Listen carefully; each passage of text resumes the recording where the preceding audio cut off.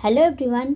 आज हम लोग मियावाकी फॉरेस्ट के बारे में पढ़ रहे हैं। मियावाकी फॉरेस्ट क्या है और ये आजकल चर्चा में इतना क्यों है, क्योंकि पता है कि मियावाकी फॉरेस्ट अभी हमने नाम सुना, नाम से लग रहा है ये किसी चीनी या जापानी नाम लग रहा है। तो ये नाम भी, ये मियावाकी नाम जो है वो जापानी है, क्योंकि वहाँ के एक वनस्पति शास्त्री अकीरा मियावाकी ने देसी पौधों के साथ घने जंगल बनाने के लिए इस तकनीक का प्रतिपादन किया था। उन्होंने एक कम जगहों पे उन्होंने इस तकनीक को शुरू किया था।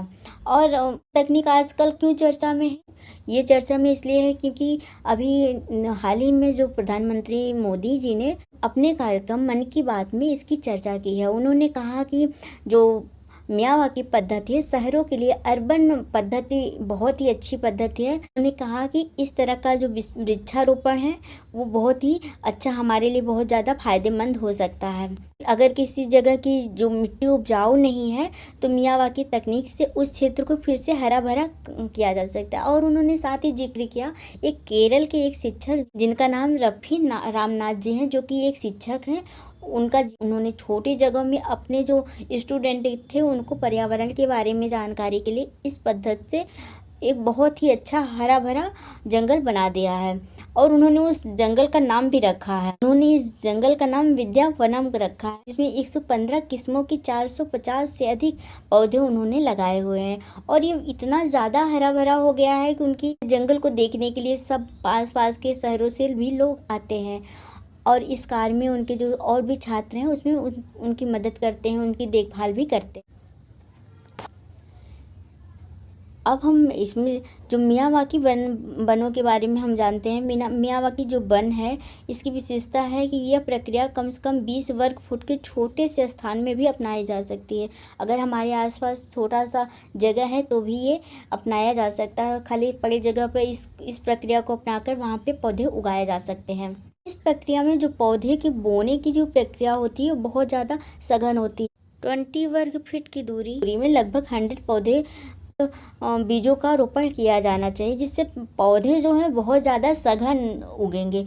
जो इससे क्या है, जो सूरज की रोशनी हो डायरेक्ट धरती पर नहीं पड़ेगी। धरती पे अगर सूरज की रोशनी नहीं पड़ेगी तो जो अनावश्यक पौधे हैं जो खरपतवार उगाते हैं वो नहीं उगेंगे, जिससे पौधों को हानि भी नहीं होगी और पौधे जो है अच्छे से ग्रो करेंगे। और जो उसमें मिट्टी जो मिलाई जाती है उसमें भी नारियल के और नारियल के छिलके उस सबको उसमें डाल के नमी के लिए, जिससे पानी बहुत देर तक उसको सोखे रहे और पौधों को अच्छा ग्रो भी करता रहे। इस तरह की इसमें तकनीक बनाई जाती है। मिट्टी में भी जैविक खाद का उपयोग किया जाता है, कीटनाशक दवाओं का प्रयोग किया जाता है। वहाँ पे जो खरपतवार रहते हैं उनको साफ किया जाता रहता है और पत्तियाँ गिरती हैं उनको भी अच्छे से साफ किया जाता है। और काफ़ी वहाँ पे अच्छा सब कुछ जो पौधों के लिए, जो पेड़ों के लिए, जो पौधों के लिए आवश्यक है बस चीज़ें ही वहाँ पे छोड़ी जाती है। प्रक्रिया में जो पौधों की वृद्धि है वो 10 गुना अधिक तेज़ी से होती है। सामान्यतः वनस्पति भी जो यहाँ पे पाए जाते हैं वो 30 गुना अधिक पाए जाते हैं, क्योंकि छोटी जगहों पर बहुत ज़्यादा यहाँ पे पौधे उगाए जाते हैं।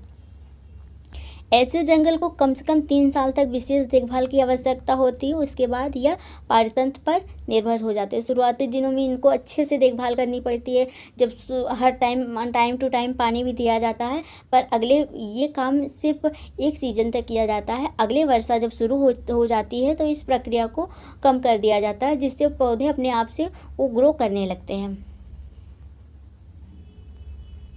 मियावाकी वन का महत्व। मियावाकी वन का महत्व यह है, जो शहरों में पड़ी खाली जगह है जिनका कोई उपयोग नहीं है उनको स्वाभाविक रूप से वनों में बदला जा सकता है। और इनसे विविधता और देसी पौधों को भी संरक्षित करने के लिए, जो कि शहरों में विलुप्त होने के कगार पे हैं, क्योंकि वनों की कटाई बहुत ज़्यादा, शहरीकरण बहुत ज़्यादा हो रहा है। तो इस तरह पौधों को उगा के वहाँ पे जो मेन किस्म का पौधा है, जो मेन प्रजातियाँ हैं जो विलुप्त होने वाली हैं, उनको वहाँ पे संरक्षित किया जा सकता है। अब भारत में इस तकनीक के महत्व को समझते हुए तेलंगाना में वनस्पति को बढ़ाने के लिए इस जापानी वनीकरण पद्धति की शुरुआत की थी। इसे तेलंगाना को हरिताहरम कहा गया है। इस विधि का प्रयोग करके घरों के आसपास खाली पड़े स्थान को छोटे बागानों और जंगलों में बदला जा सकता है। यह भी शहरों के लिए विशेष रूप से लाभकारी सिद्ध हो सकती है और इसीलिए इसका नाम जो है अर्बन फॉरेस्ट भी कहा जाता है, क्योंकि ये शहरों में जो प्रजातियां विलुप्त हो रही हैं उनको इसमें संरक्षित किया जा सकता है। इसमें उन्हीं प्रजातियों को उगाया जाता है जो विलुप्त होने के कगार पे है, और जो उस एरिया में आसपास में जो प्रजातियां पाई जाती रही, जो शहरीकरण के कारण प्रजातियां खत्म होने वाली हैं या फिर जिनको वहाँ पे हटा दिया गया है, उनको वहाँ पे फिर से संरक्षित किया जा सकता है। इस पद्धति से हम पर्यावरण को भी बहुत ज़्यादा हेल्प प्रदान कर सकते हैं, क्योंकि आजकल पर्यावरण इतना ज़्यादा चेंज है और उसमें गर्मी भी बहुत ज़्यादा। इस तरह हम पौधे उगाकर हमारे पर्यावरण को, हमारे इन्वायरमेंट को हरा भरा कर सकते हैं।